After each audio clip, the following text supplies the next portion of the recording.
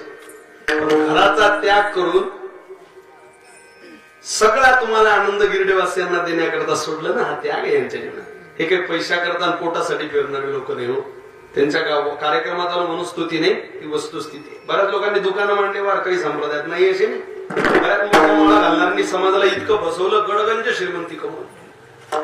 ज्याच्या गळ्यात माळा नाही त्याची साधना पाहिली की असं वाटते देवा यांच्या साधनेला कोणाची दृष्ट लागली. असे बरेच लोक आहेत. असं नाही, असं नाही. एखादा मंदिरात जास्त जातो म्हणून तो परमार्थी कशाला, असं काही. एखादा मंदिरात तो झोपतो म्हणजे परमार्थी काय? त्याला घरी झोपू देत नाही घरचे, मग तो काय मंदिरात? तुम्ही असं पाहता बरोबर अशी गुणवान माणसं. चला, मी सांगत होतो क्षणभर वळवलेलं मन काय प्रताप करतो परमार्थाच्या दृष्टीने. भीमाला एकच छंद खाण्याचा. भीम निघाला, जांभळाचं झाड दिसलं. असं तर म्हणणार नाही उद्या कोणी मग कीर्तनाला कुत्रही नव्हतं. पण तुम्ही इकडे लक्ष द्या, नक्कीच कुत्र्यापेक्षा मला जास्त किंमत आहे. तर भीमानं ते जांभळाचं झाड पालांवरती चढला. जमिनीवरून दिसलेलं जांभूळ तोडलं बघा भीमाने. एकच फळ होतं तेवढं तोडलं. हातात घेतलेलं फळ घेऊन भीम महाराज जेवढ्याला खाली उभे राहतायत तेवढ्याला डोक्यात विचार आला, अरे आपल्या भावाकरता, आपल्या पत्नी करता एखादं फळ घेतलं पाहिजे ना, एकट्या करता कसं घ्यावं. परत त्या जांभळाच्या झाडाकडे पाहिलं तर त्या जांभळाच्या झाडाला फळ दिसली नाही. इतकं मोठं जांभूळ, एकच फळ कसं शक्य? कोणाला तरी विचारलं पाहिजे, आपण हे फळ खाऊ नये. समोरच एका वटवृक्षाखाली महान एक साधू तपश्चर्येला बसलेला.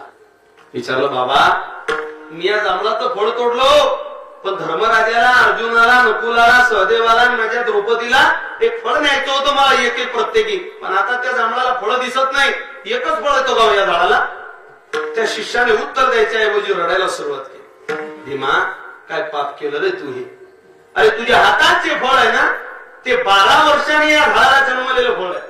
हा बाबा तपश्चर्याला बसतो, साधनेला बसतो, 12 वर्ष तपश्चर्या करतो, आणि 12 वर्षाच्या तपश्चर्येतून कधी न फळ येणाऱ्या या झाडाला आता कुठं हे फळ दिसायला लागेल. आता या बाबानं ठरवलं होतं येणाऱ्या साधन द्वादशीला, अगदी सकाळच्या पर्वावरती, ती सकाळी सोडणारी द्वादशी असल्यामुळे मी या झाडाचं हे जांभूळ खाऊन ते पारणं सोडेल.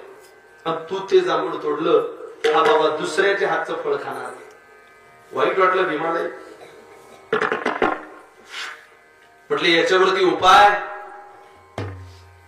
नुसतं भीमाच्या डोळ्यात पाणी येत होतं. आपल्या खाण्याच्या छंदामुळे एका महात्म्याच्या पोटात जाणार फळ आज आपण जमिनीवरती तोडले. बऱ्याचदा आपल्या छंदापोटी समोरच्याचं जीवन जेवढं उद्ध्वस्त होतं ना, तेवढ्याला कळतं लोकांना आपला छंद वाईट आहे, पण तेवढ्याला वेळ निघून गेली असते. आपल्या दारूच्या छंदापोटी आपला प्रपंच बर्बाद केला, आपण सगळी संपत्ती बुडवली, हे कळतं लोकांना. पण कधी काही शिल्लक नाही. होती सारी शेती ती गेली दारू पायी. बन फिरे आता याच्या त्याच्या दारी. कोट्याधीश लोक दारू पित नाही. गरीबाचा पोरगा, शेतकऱ्याचा पोरगा दारू पिलेला पाहला की वाईट वाटतं. कधीतरी मुस्लिम समाजाचा माणूस दारू पिलेला पडलेला पाहिला तुम्ही? आणि आपले कितीतरी गिरायक बुलढाण्याच्या बस स्टँडवर पडलेले असतात. हे कीर्तन नाही, भाषण नाही. अरे असा छंद ठेवा की त्या छंदाचा लोकांनी आदर्श घेतला पाहिजे. तुमचे आमचे छंद बर्बाद करणारे. दारू पिणारा सक्का भाऊ असला आणि एक भाऊ माळकरी असला तर तो माळकरी भाऊ दारुड्याशी बोलत नाही. पण काय उपकार आहे तुकोबारांचे, ज्ञानोबारांचे. दारू पिणाऱ्याला गड्या म्हटलं साधू संतांनी. अरे गड्या थांब, तुझा छंद वाईट आहे गड्या. दारू पिणाऱ्याला मित्र म्हणण्याचं सामर्थ्य फक्त आणि फक्त साधू संतांकडे. चांगल्याला लोक चांगलं म्हणत नाही, वाईटाला चांगलं म्हणतात. थांब जरा दारूवाल्या,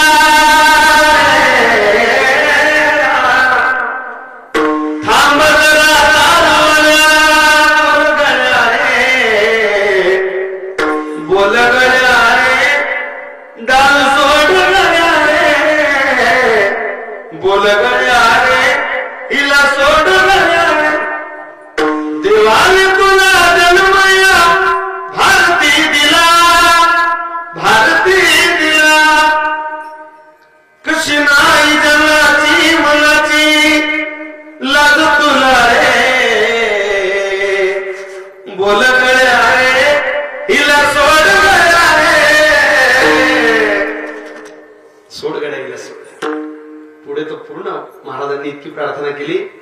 चहा सोड. अरे आपल्या पतिव्रतेला पहारे दारूच्या दुकानात ज्या दारू पिणाऱ्याला आपल्या पत्नीची आठवण आली, प्रामाणिकपणे सांगतोय दारूचा ग्लास हातात घ्यायची इच्छा होणार नाही.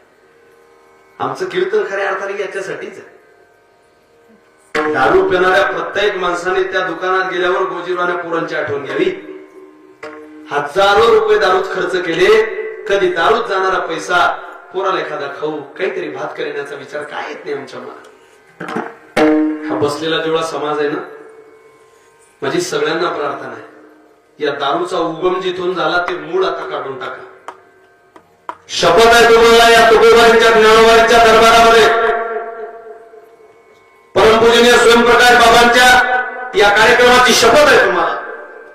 घ्या वचन एखादं जगा चांगलं माणसासारखं कधीतरी. या वारकरी संप्रदायाच्या वचनबद्धतेमध्ये या पथ्यामध्ये सामील व्हा. सगळ्यांनी या दरबारामध्ये शपथ घ्या. ज्याच्या पोराचं लग्न होईल पुढे, आता इथून पुढे तुमच्या बसलेल्यापैकी कोणाच्याही मुलाचं, तुमच्या पोराच्या लग्नात परक्याच्या पोरानं नाचावं या अपेक्षेनं तुमच्या मुलाचं लग्न करू नका. तुमच्या मुलाच्या लग्नात कुणीतरी नाचावं याच्याकरता तुम्ही जो हजारो रुपये दारू करता खर्च करतात, चांगल्या इज्जतदार बापानं तो दारूत पैसा घालू नये. शपथ आहे तुम्हाला वारकरी संप्रदायाची. दरबार स्वागत होईल तुमचं परमार्थ. हे खरं सगळं आहे. कीर्तनात येणं म्हणजे परमार्थ नाही, पंढरीची वारी करणं म्हणजे परमार्थ नाही. दुसऱ्याचा प्रपंच बर्बाद करण्याचं काम वर्षभर करत असू आणि 7 दिवस कीर्तनात येऊन बसू, दुसऱ्याला परमार्थ म्हणत नाही. नाही आले तरी काही फरक पडत नाही. एखादा नास्तिक माणूस कीर्तनात आलाच पाहिजे, गर्दी दिसलीच पाहिजे हे अपेक्षित नाही माझ्या तुकोबाराने. कीर्तनाचं दुसरं नाव आहे परिवर्तन, परमार्थातून परिवर्तन झालं पाहिजे, परिणाम झाला पाहिजे माझ्या तुकोबाराच्या वाणीचा. अरे वैज्ञानिक युगातल्या होरपडलेल्या समाजाला विश्वशांतीचा दिलासा देणारा जगविख्यात साधू ज्या राष्ट्रात जन्माला येतो, तिथल्या लोकांना साधी व्यसनं सोडावी हे कळत नाही. खंत वाटत असेल साधू संतांना. आपल्या पोराच्या लग्नात कोणी नाचावं म्हणून लोक दारू आणतात. आपल्या घरची दारू पिऊन नाही हो बरं त्याचं, नाही हो समाधान होत त्याचं. जो आपल्या घरी दारू पितो तो थोडा वेळ नाचून तुमच्या पोराच्या लग्नात नागिन खेळून घरी जातो. त्याची पत्नी पतिव्रता नारी, एका पाताळावरती प्रपंच थाटलेली, तिच्या बापाच्या घरची श्रीमंती विसरून फक्त दारुड्या मालकाबरोबर नाव कमवण्याकरता बापाचं प्रपंच थाटला असतो. कधी नाही सांगत बापाला माझा मालक दारुड्या. झाक झाकते बाई मालकाचं. माय भाकरी थापते चुलीजवळ, स्तनाला लागलेलं तानं बाळ मांडीवरती आहे आणि मांडीजवळ बसलेलं 5 वर्षाचं पोरग आहे. बालमित्राचं पुस्तक पोराच्या हातात, अ ब क ड वाचणारं पोरग एका एका शब्दाचा अर्थ आपल्या आईला विचारतात. ती चुलीजवळ भाकरी थापणारी माय ज्यावेळेला आपल्या नवऱ्याला दारू पिऊन येताना पाहते ना, थोडस दुर्लक्ष करते. माझं लक्ष फक्त स्वयंपाकात आहे याच्याकडे नाही. पण आपल्या दारू पिणाऱ्याच्या, या दारू पाजणाऱ्याच्या घरच्या लग्नातली पिलेली दारू त्याला कमी चढलेली, त्याला अजून दारू पाहिजे, परत परत दुसऱ्याच्या घरी दारू मागावी कशी.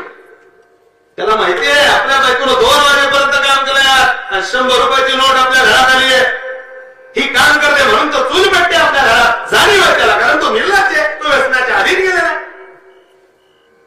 बायको आल्यानंतर तू कमवले 100 रुपये मला दे, बायकोनं का देते. आता आपलं पोरग पहिलीच जाणार आहे. 6वं वर्ष सुरू झालं पोराला, पिलाय तेवढी खूप झाला, तो झोपून राहा, पडा झाला, झोपा राहू दे. आता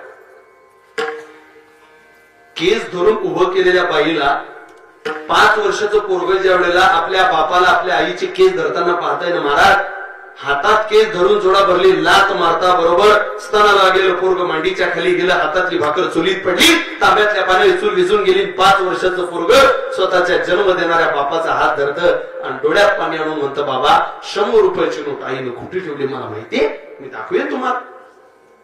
स्टूलवरती पोरग चढलं.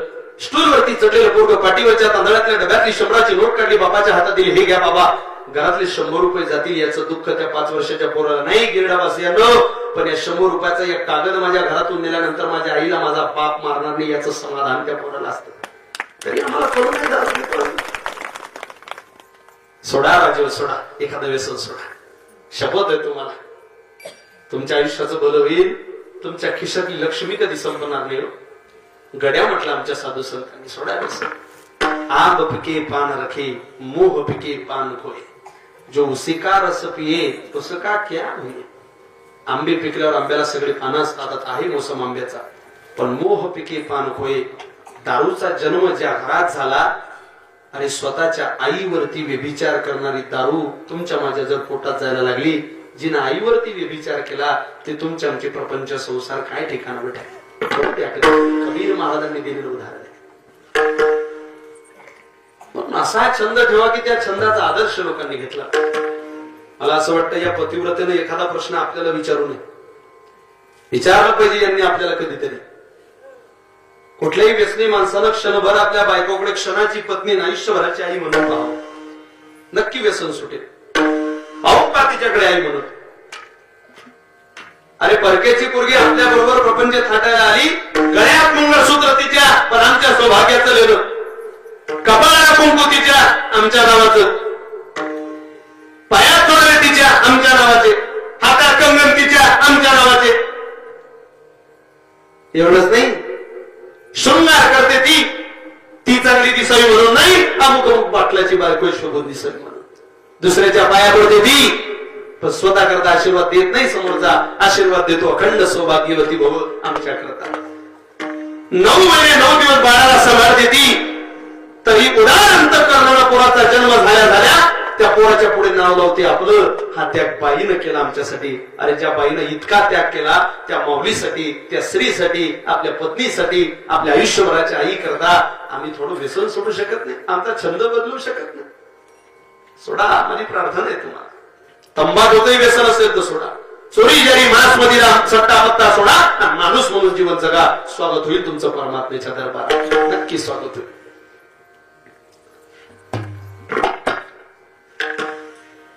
खूप विषय हाताळलेले आहेत. छंद हा शब्द निघाला, मला थोडस बाजूला जायची इच्छा झाली.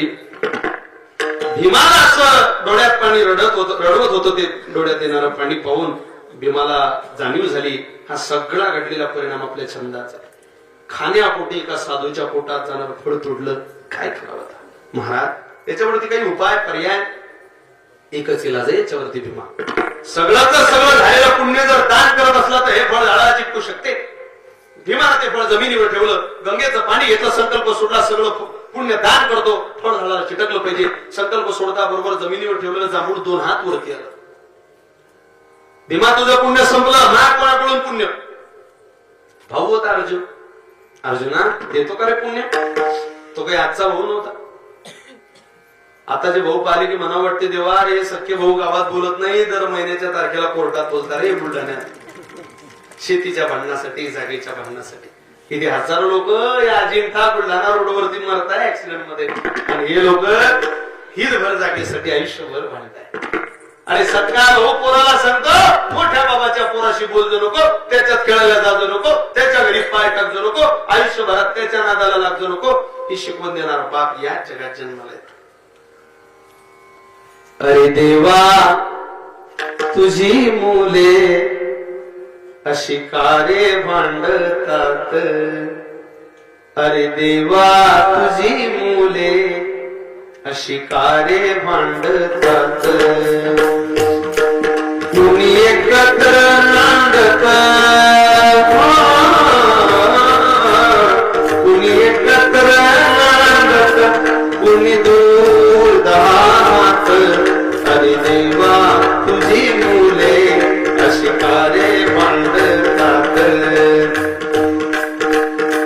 कुणी म्हणी कुंभार सांभार देवी कमुळी पाणी कुंभी या जातीत लोकांनी स्वतःला वाटून जात पात पाहुनिया सारा व्यापार करतो, सारा व्यापार करतो. मोठेपण माणसाले कारे जन्मसवीत. कोणी लोळे वैभवात. 10 वर्षाची पोरगी असू द्या आणि तिची परीक्षा फी भरायला पैसे नसू द्या, मोठ्या भावाची श्रीमंती असू द्या, नाही देत मोठा भाऊ. कोणी लोळे वैभवात, कुणी मोडतो चिंतेत. अरे देवा तुझी मुले अशी कारे भांडतात. काय म्हणतात देवा तुझी पोरे. अर्जुना देतो का पुण्य. अरे सगळं पुण्य दान देवाने दिलं, सहदेवाने दिलं, धर्मराजाने दिलं, पण प्रत्येक भावांच्या पुण्यातून जांभूळ 2 हात वरतील एवढीच ताकद होती. किती हात वरती आलो ते जांभूळ 5 भावांच्या पुण्याने? 10 हात. अजून 2 हात फांदी शिल्लक होती. भीमा कोणी आहे का म्हटलं? माझी पत्नी द्रौपदी देते का पुण्य? ती म्हणे 5 मार्गांची सेवा करणारी जीवाभावानं पतिव्रता नियमाचं अनुकरण करणारी ही स्त्री सगळ्यात उशिरा पुण्य मागतात. आधीच मागितलं असतं तर 5 भावाचं डिपॉझिट वाचलं असतं. आता काय मागता? अगं दे, आता भाषण देऊ नको, आता दान करायची वेळ आहे. देते का पुण्य? सगळं पुण्य दान करते म्हणे. फळ झाडाला चिटकलं पाहिजे. किती हात वरती यायला पाहिजे होतं मावल्यानो जांभूळ? 2 हात. द्रौपदीने संकल्प सोडता बरोबर 2 हात वरती आलं नाही, 10 हात खाली आला. आता मात्र द्रौपदी घाबरली. नारद महर्षीने डोळ्यातलं पाणी पुसून उत्तर दिलेलं आहे, द्रौपदी 5 मालकांची जीवाभावानं सेवा केली, पण एकदा सूर्यपुत्र कर्ण रथात बसलेला पाहिला आणि क्षणभर कर्णाच्या रथाच्या दिशेनं वळवलेली मान, मनासहित वळवलेली मान होती. तुझ्या मनात काय चाललेलं होतं हे कीर्तनात सांगता येत नाही द्रौपदी, पण क्षणभर पारमार्थिक साधनेतून पती सेवेतून वळालेलं प्रपंचाच्या दिशेनं ते मन तुझ्या सगळ्याच पुण्याचा क्षय करतंय. ज्यांची मन रात्रंदिवस प्रपंचात आहे त्यांचा पुण्याचा ठेवा व्हावा कधी, ही काळजी तुम्हाला मला जरी नसली तरी माझ्या श्री तुकोबाने नक्की होती. साधक आहात ना, साधना रूढ आहात ना, माझं सांगणं आहे, निषेध मुखाचा उपदेश केला तुकोबारांनी एका साधकाला अभंगाच्या प्रथम चरणात.